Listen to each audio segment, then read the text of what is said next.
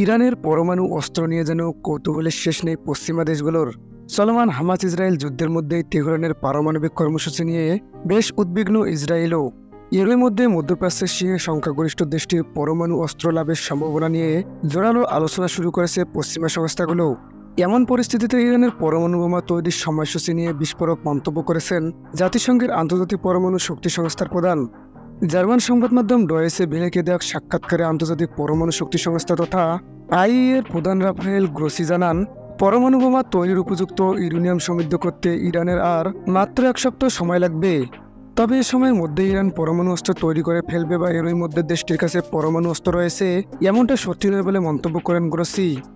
IAEA প্রধান জানান, ইরানের ইউরেনিয়াম সমৃদ্ধকরণের মাত্রা পরমাণু অস্ত্র তৈরির জন্য উপযুক্ত হওয়ার কাছাকাছি হওয়াটার বিশ্বের জন্য আশঙ্কার কারণ হতে পারে। তবে তেহরানের কাছে এখন পারমাণবিক অস্ত্র রয়েছে এমন কোনো সরাসরি প্রমাণ নেই। গ্রোসি জানান, একটি কার্যকর পরমাণু ওয়ারহেড তৈরি করতে বহু জিনিসের প্রয়োজন হয়। ইরানের পরমাণু কার্যক্রম তাই অনেকটাই অনুমানমূলক। যদিও ইরান বলে আসছে তাদের পরমাণু কার্যক্রমের লক্ষ্য সম্পূর্ণ শান্তিপূর্ণ কাজে ব্যবহার। দেশটির পররাষ্ট্র মন্ত্রণালয়ের মুখপাত্র নাসের কানানি জানান, তেহরানের পরমাণু নীতিমালায় অস্ত্র উৎপাদনের মতো কোনো বিষয়ের স্থান নেই।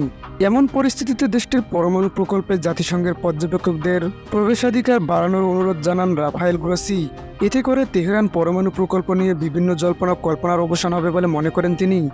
সম্প্রতি ইরানের পরমাণু অস্ত্র সক্ষমতা নিয়ে ওয়াশিংটন পোস্টে একটি নিবন্ধন লিখেছেন মার্কিন সাংবাদিক জবি ওয়ারিক, যেখানে তিনি দাবি করেন ইরান পরমাণু বোমা তৈরির একেবারেই দ্বারপ্রান্তে। সাংবাদিক জবি ওয়ারি লেখেন, ইরানের সাথে করা পরমাণু চুক্তি থেকে বেরিয়ে এসে বিরাট ভুল করেছে ট্রাম্প প্রশাসন, যার আড়ালে জাতিসংঘ আন্তর্জাতিক পর্যবেক্ষকদের নজর এড়িয়ে পরমাণু অস্ত্র তৈরির পথে এগিয়ে যাচ্ছে দেশটি।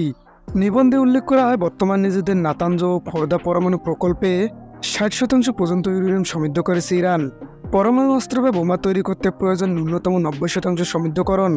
ইরান যে গতিতে ইউরেনিয়াম সমৃদ্ধ করেছে তাতে শীঘ্রই পরমাণু অস্ত্র তৈরির সক্ষমতা অর্জন করবে বলে দাবি করেন জবি ওয়ারিক।